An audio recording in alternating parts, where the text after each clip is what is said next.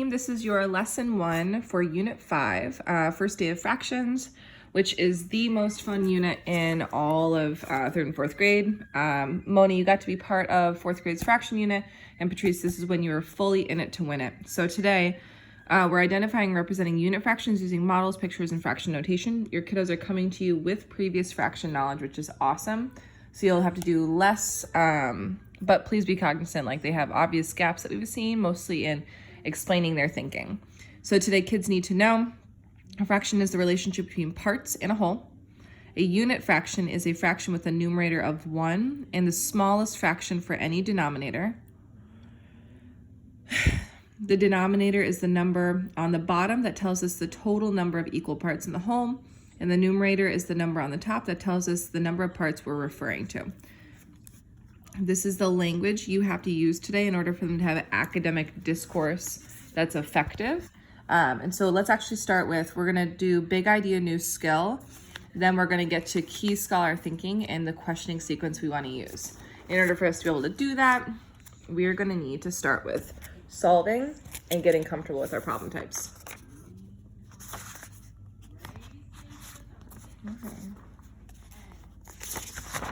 Okay. All right, so here we are. Looking at these shapes, what fractions do you see? So I can easily see 1/2 and 1/3, or 3/3 and 2/3. Down here, I would be able to break this apart, but for a scholar, we want them to actually get to the place where we're asking them these questions and they do some really important thinking. And so the thinking we want a scholar to do today is first, ask themselves, in order to be able to write the fraction, the first thing we want them to ask themselves today, and this is the key scholar thinking, and I'm gonna put it on this page today, is how many total parts is my whole broken into? That's gonna equal my denominator. Then, how many parts are we referring to? That's going to be my numerator. And that's really the key thinking we need them to be able to do at the beginning. So when we look at, these are 2 red trapezoids, we're going to ask ourselves first, the actual question that goes first is, are my parts equal? Because fractions are equal parts of a whole. So if the answer is yes, then I'm going to ask myself, how many total parts is my whole broken into?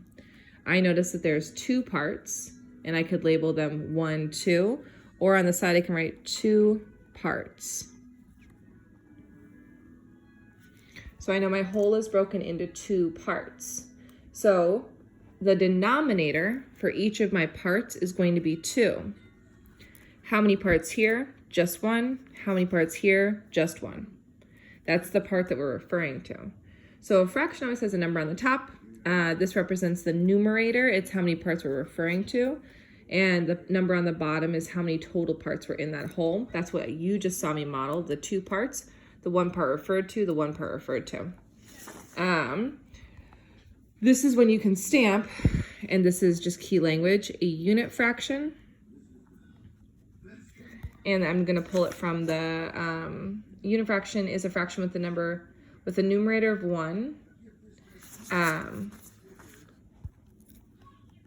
Has a numerator, it's just 1 part of the whole. And it's just 1 part of the whole. Here, the thinking again. How many total parts?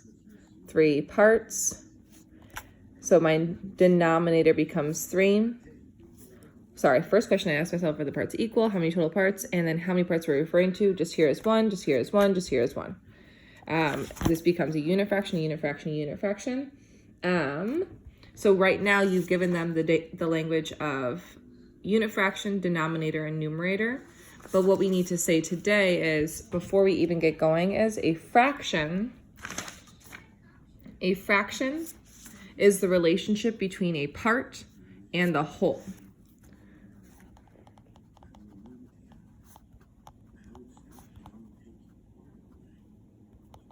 not a part, parts and the whole. So this is 3 parts. Down here, it's the same thinking question. How many total parts? 6 parts. How many parts are we referring to? Only 1. So if we're gonna make an object with 6 parts, I really hate that you have to use pattern blocks, but regardless, if we were gonna use a bunch of trapezoids, this is stupid and annoying. Let's see if I can do this. 1, 2, 3, 4, 5, and I did a terrible job. 6. You know what? I don't care actually. 1, 2, 3, 4, 5, 6. Great. There are 6 parts, and I'm referring to 1 part of the whole. So each of those is 1/6. As you move on throughout the day, you're actually only using unit fractions as you go through. You're not building in their knowledge of more than 1 part of the whole today. So by the end of the day, your goal is that a scholar understands that a fractions are the relationship between parts and a whole. The key scholar thinking, and I'm gonna have to do it up here and down there, is 1, are my parts equal in the whole? If the answer is yes, sorry, I'm watching Princess and the Frog in the background. Then 2, I'm gonna go back to where I put it on the other page. How many total parts? That equals my denom. 3, what number of parts are we referring to? That equals my numerator. And our key scholar thinking today is a unit fraction is 1 part of my whole. Today, kids have to walk away with the ability to master, and this visual anchor is actually quite good, right here. A fraction is the relationship between the parts and the whole. Unit fraction is, numerator is, denominator is. I would go on to Pinterest and find a better visual anchor to support this. And this is unacceptable work because there's no work shown. So by the end of today, a kid would need to be able to say 8 parts, we're referring to 1. This is a unit fraction because it's 1 part of the whole. I can make a square. I can break it into 8 equal parts. And then of those 8 equal parts, I can refer to 1 of those 8 equal parts. I will send you an example of a key visual anchor.